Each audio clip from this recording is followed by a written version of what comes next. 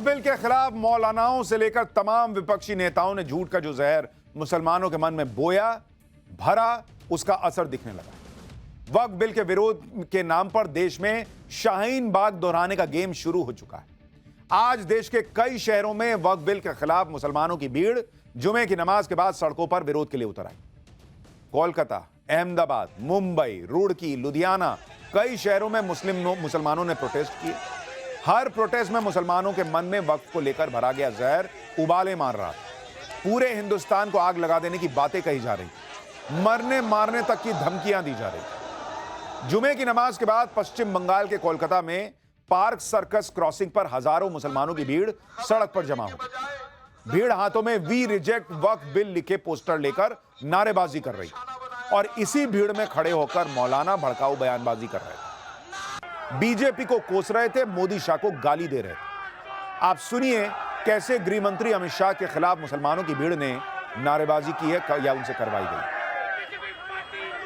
क्या गारंटी है कि उसमें चंद्रचूड़ जैसा जज नहीं होगा जो भगवान से पूछकर फैसले देता हो।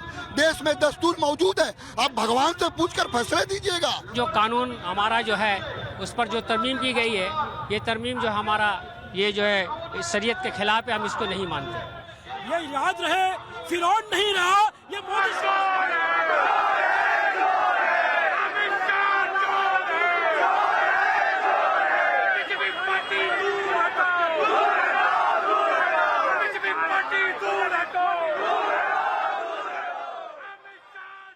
आप देखिए कि मोदी और शाह की जोड़ी ने मुसलमानों के हित में वक्फ बिल पास करवाया, जिससे इन मुसलमानों का ही भला होना है।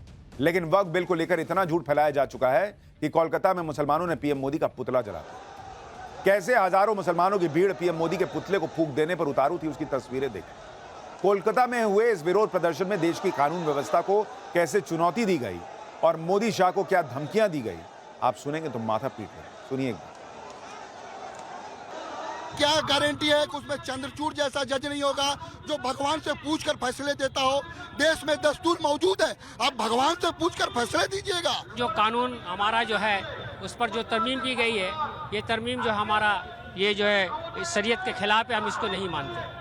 ये याद रहे, फिरौन नहीं रहा ये मोदी शाह भी नहीं रहेगा। इंशाअल्लाह ये बहुत जल्द पूरे हिंदुस्तान से किया, इस वतन से नहीं रहेगा। हमारी मांगे हैं कि ये अमेंडमेंट बिल हमारे खिलाफ है और ये पूरे मुसलमान के खिलाफ है, इसको हम एक्सेप्ट नहीं करेंगे। जब तक इस बिल को वापस नहीं लिया जाएगा हम लड़ेंगे। ये हमारा शुरुआत है, हमको लहू देना पड़े लहू देंगे, लेकिन पीछे नहीं हटेंगे।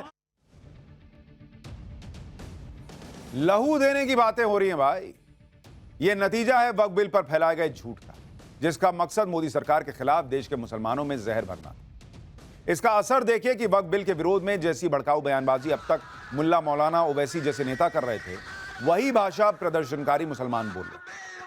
आप जरा सुन लीजिए कैसे वक्फ बिल के विरोध में मरने मारने की बातें हो रही, पूरे देश को जंग का मैदान बना देने की धमकी दी जा रही। कोर्ट ने देखा कि मुसलमान खामोश पड़ा है तो बाबरी मस्जिद हमारे हक में होते हुए भी फैसला उनके हक में दिया गया, इसलिए कि मुसलमान खामोश था।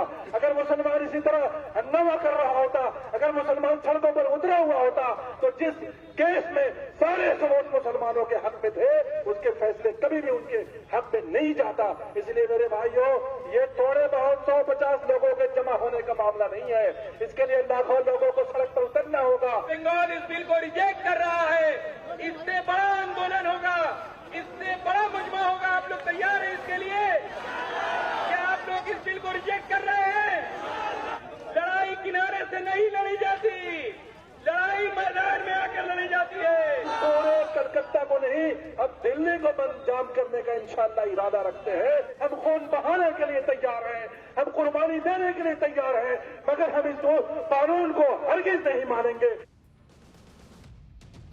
खून बहाने की बातें शुरू हो चुकी हैं, पूरे देश में सड़क पर उतरने की बातें हो रही हैं। कोलकाता में वक्फ बिल के खिलाफ जब विरोध प्रदर्शन हो रहा था तो टाइम्स नाउ भारत की टीम ग्राउंड जीरो पर मौजूद थी। भीड़ को जब पुलिस ने कंट्रोल करने की कोशिश की तो प्रदर्शनकारियों ने पुलिस पर ही अटैक कर दिया, बैरिकेडिंग तोड़ दी। कोलकाता में वक्फ बिल के विरोध के नाम पर मचे कोहराम से की जरा ग्राउंड रिपोर्ट भी देखी। पुलिस के साथ एक झड़प हो रही है, हम आपको तस्वीरों में दिखा रहे हैं। आप देखिए पुलिस के साथ एक झड़प के बाद जो है बैरिकेड तोड़ दी गई और भीड़ जो है बिल्कुल इस सड़कों पर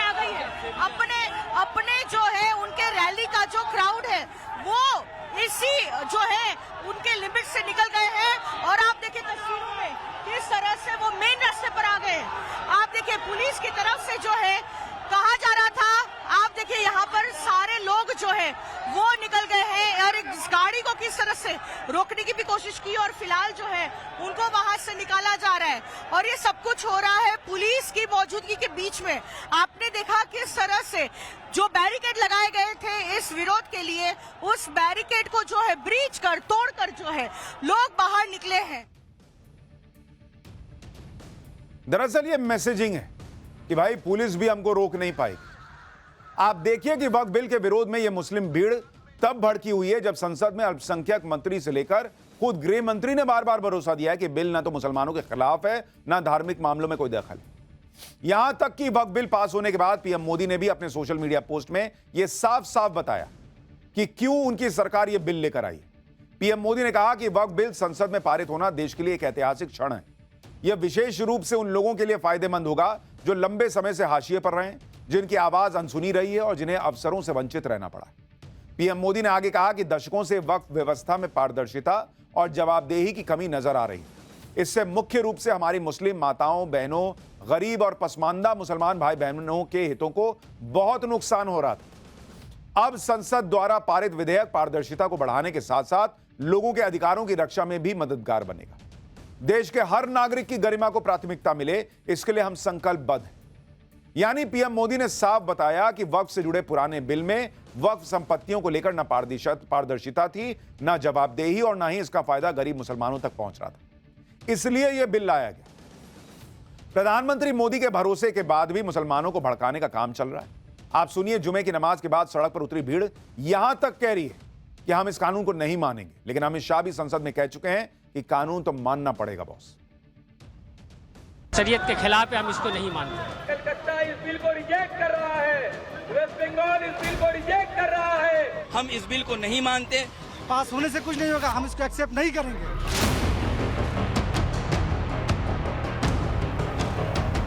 क्या धमकाना चाहते हो भाई? संसद का कानून है, सबको स्वीकार करना पड़ेगा। स्वीकार नहीं करेंगे मतलब क्या? कैसे बोल सकते हैं कोई? हम कानून को स्वीकार नहीं करेंगे। अगर देश की संसद में कोई कानून पास हुआ है तो उसे न मानने का सवाल ही पैदा नहीं होता। लेकिन वक्फ बिल के नाम पर जो जहर मुसलमानों के मन में भर दिया गया, उसके असर की तस्वीरें गुजरात से भी सामने आई। अहमदाबाद की सिद्दी सैयद जाली मस्जिद में जुमे की नमाज के बाद मुसलमान सड़क पर उतर आए। इसकी तस्वीरें आप स्क्रीन पर देख रहे हैं। हाथों में वक्फ बिल का विरोध करने वाले पोस्टर लेकर खूब नारेबाजी हुई। पुलिस भीड़ को हटाने की कोशिश करने लगी तो प्रदर्शनकारी सड़कों पर लेट गए। प्रदर्शनकारियों और पुलिस वालों के बीच काफी देर तक धक्का मुक्की भी चलती रही। अहमदाबाद पुलिस ने विरोध प्रदर्शन कर रहे 50 से ज्यादा लोगों को हिरासत में लिया, जो आतंकी संगठन पीएफआई की political wing social democratic party of India यानी एसडीपीआई और असदुद्दीन ओवैसी की पार्टी एआईएमआईएम से जुड़े। इन पर मुसलमानों को भड़काने का आरोप लगाया गया। वक्फ के नाम पर मुसलमानों को किस कदर भड़काया जा रहा था वहां गुजरात में, जरा वो भी सुनिए।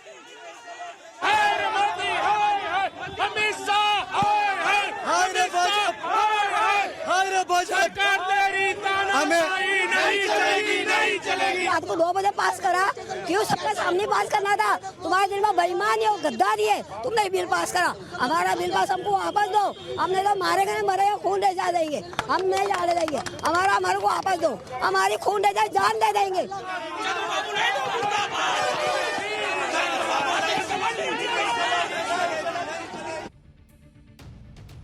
चाची की उम्र देखकर लग नहीं रहा है कि बहुत ज्यादा जिंदगी बची है, लेकिन कह रही है मैं जान दे दूंगी।